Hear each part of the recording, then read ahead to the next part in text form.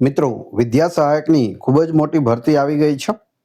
કુલ જગ્યાઓની વાત કરીએ તો 11,000 પ્લસ જગ્યાઓ છે. પગાર છે તે 26,000 રહેશે. એ સિવાય લાયકાત, વયમર્યાદા, અરજી ફી, સિલેબસ, મેરિટ વગેરે આપણે સંપૂર્ણ માહિતી આ વિડીયોમાં મેળવીશું.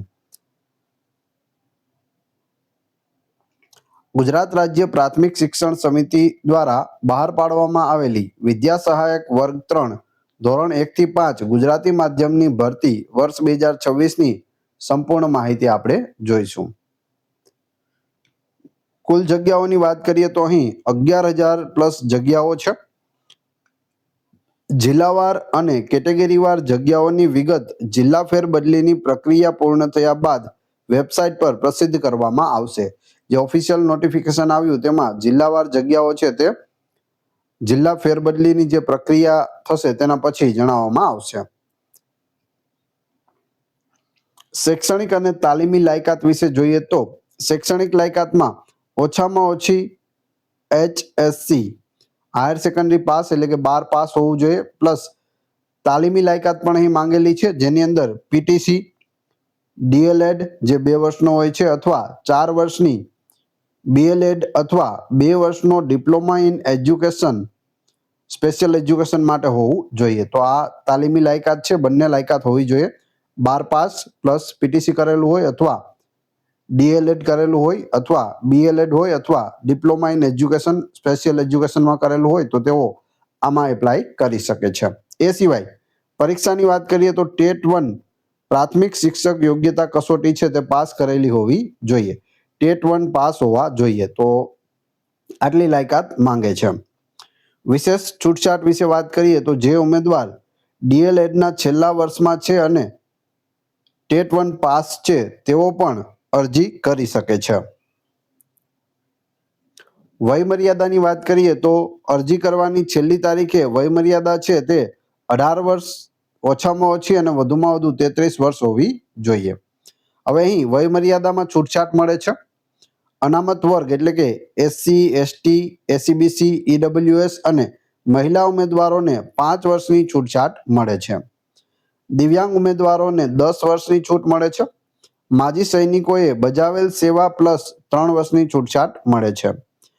મહત્તમ ઉંમર 45 વર્ષથી વધુ હોવી જોઈએ નહીં. તમને ગમે તેટલી અનામત મળે પણ 45 વર્ષથી વધુ થતા હોવા જોઈએ નહીં. જો 45 વર્ષથી વધી જતા હોય તો તમે આમાં એપ્લાય કરી શકતા નથી. પગાર ધોરણની વાત કરીએ તો પ્રથમ 5 વર્ષ માટે ફિક્સ પગાર હોય છે. 26,000 ફિક્સ માનદ વેતન મળશે. 5 વર્ષની સંતોષકારક સેવા બાદ નિયમિત પગાર ધોરણ 7મા પગાર પંચ મુજબ પે લેવલ 4 25,500 થી 81,100માં સમાવેશ થશે. અને જો 8મું પગાર પંચ લાગુ થઈ જશે તો 8મા પગાર પંચ મુજબ પગાર મળશે. અરજી ફી વિશે વાત કરીએ તો બિન અનામત એટલે કે જનરલ કેટેગરી માટે 200 રૂપિયા ફી છે. અનામત વર્ગ SC, ST, SEBC, EWS અને દિવ્યાંગ લોકો માટે 100 રૂપિયા ફીસ રાખેલી છે. ફી સ્વીકાર કેન્દ્ર પર અરજી જમા કરાવતી વખતે રોકડેથી ભરવાની રહેશે. જો અહીં ઓનલાઈન ફી ભરવાની નથી, અરજી પણ ઓનલાઈન ભરવાની છે, પરંતુ તેની પ્રિન્ટ લઈ અને અરજી જે જમા કરાવવાની છે તે જગ્યાએ તમારે ફી પણ ભરવાની થશે. ફીની પાવતી લઈ અને એ પણ સાથે જોડવાની થશે. ખાસ નોંધ અને સૂચનાઓ જોઈએ. વિધવા મહિલા મેરિટમાં કુલ 5% ગુણની વધારાની સહાય મળશે વિધવા મહિલા હોય તો. અરજી પ્રક્રિયા વિશે વાત કરીએ તો ઓનલાઈન ફોર્મ ભર્યા બાદ તેની પ્રિન્ટ કાઢી જરૂરી તમામ અસલ અને પ્રમાણિત નકલો સાથે નિયત સ્વીકાર કેન્દ્ર જે જિલ્લા કક્ષાએ હશે ત્યાં રૂબરૂ જઈને જમા કરાવવી ફરજિયાત છે. શું કરવાનું છે? ઓનલાઈન ફોર્મ ભરવાનું છે, તેની પ્રિન્ટ કાઢવાની અને દરેક જિલ્લામાં જિલ્લા કક્ષાએ છે આ અરજીઓ સ્વીકારવામાં આવશે. ત્યાં જઈને રૂબરૂ અરજી આપવાની છે. ટપાલ કે કુરિયરથી મોકલેલ અરજી છે તે રદ ગણાશે. ટપાલ કે કુરિયરથી અરજી મોકલી શકાશે નહીં. મેરિટ વિશે વાત કરીએ તો શૈક્ષણિક અને તાલીમી લાયકાતના ગુણોના આધારે મેરિટ યાદી તૈયાર કરવામાં આવશે. જો આમાં કોઈ પરીક્ષા નથી, સીધી મેરિટ યાદી તૈયાર થશે. કઈ રીતે એ પણ આપણે આગળ જોઈશું. મેરિટ ગણતરીની પદ્ધતિ. તો તેમાં મેરિટ કુલ 100 ગુણના ભારાંક એટલે કે વેઇટેજ પર ગણવામાં આવે છે. શિક્ષણ વિભાગના 17/3/2023ના ઠરાવ મુજબ તેની વહેંચણી નીચે પ્રમાણે છે. 100 ગુણનું હોય છે, તેમાંથી ટેટ પરીક્ષાના 50 ગુણનો ભારાંક રહે છે. કેટલા? 50. સૌથી વધુ મહત્વ ટેટ 1 પરીક્ષાનું છે.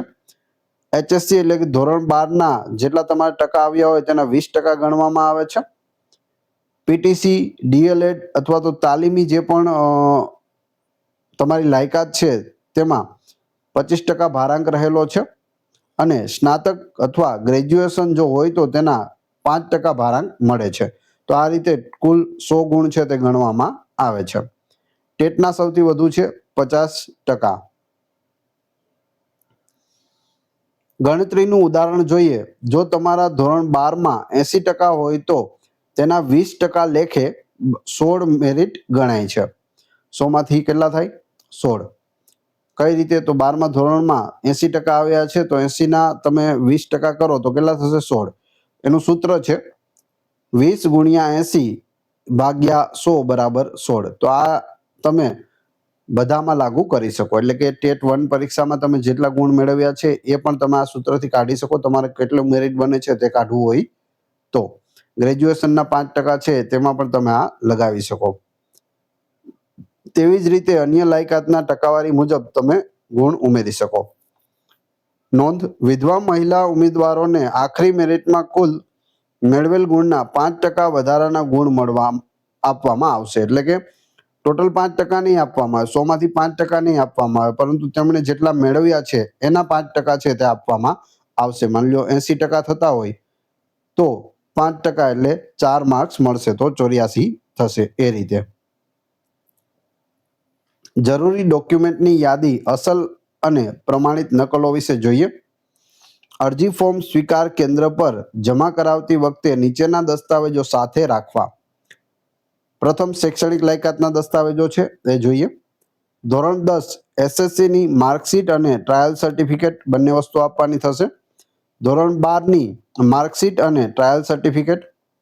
સ્નાતકના તમામ વર્ષ અથવા સેમેસ્ટરની માર્કશીટ અને ડિગ્રી સર્ટિફિકેટ જો લાગુ પડતું હોય તો, એટલે કે સ્નાતક હોય તો આ પણ તમારે આપવું પડશે.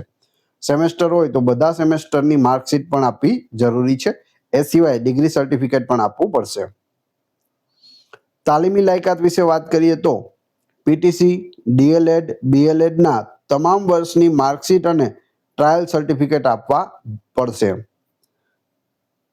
સંસ્થાનું એનસીટીઈ, આરસીઆઈ માન્યતા ધરાવતું પ્રમાણપત્ર જેમાં માન્યતા નંબર અને તારીખ હોય. પરીક્ષા પ્રમાણપત્રની વાત કરીએ તો ટેટની જે તમે પરીક્ષા આપી છે, જેનું રિઝલ્ટ આવ્યું છે તે પરીક્ષાની માર્કશીટ અને પાસ કર્યાનું પ્રમાણપત્ર પણ આપવું જરૂરી છે. અનામત અને અન્ય દાખલા માટે જાતિનો દાખલો, એસસી, એસટી, એસસીબીસી, ઈડબ્લ્યુએસ માટે જાતિનો દાખલો આપવો ફરજિયાત છે. નોન ક્રિમિલેયર સર્ટિફિકેટ માત્ર એસસીબીસીના વિદ્યાર્થીઓ માટે, જેની અવધિ ચાલુ હોય તેવું. દિવ્યાંગતાનું પ્રમાણપત્ર જો 40% કે તેથી વધુ દિવ્યાંગ હોય તો.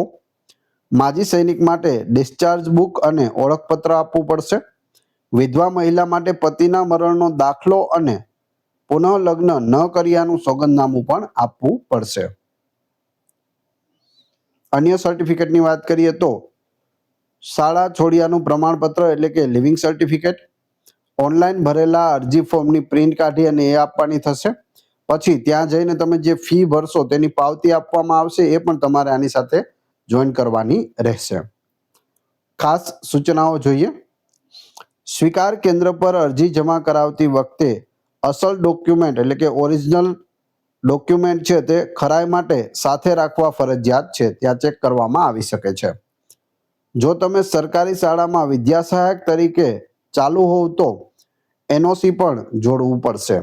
અત્યારે તમે વિદ્યા સહાયકની નોકરી કરી રહ્યા છો, બીજા જિલ્લામાં છો, દૂર છો તમારા ઘરથી, તમારે નજીક આવવું હોય ને ફરીથી ફોર્મ ભરવું હોય તો તમારે એનઓસી પણ આની સાથે જોડવું પડશે. મહત્વની તારીખો જોઈએ. ઓનલાઈન અરજી કરવાનો સમય 15/4/2016 સવારના 12 થી 24/4/2026 બપોરના 15 એટલે કે 3 વાગ્યા સુધીનો રહેશે.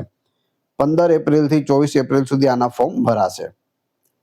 સ્વીકાર કેન્દ્ર પર અરજી જમા કરાવવાની છેલ્લી તારીખ 24/4/2026 સાંજે 17 વાગ્યા સુધી છે. એટલે સાંજના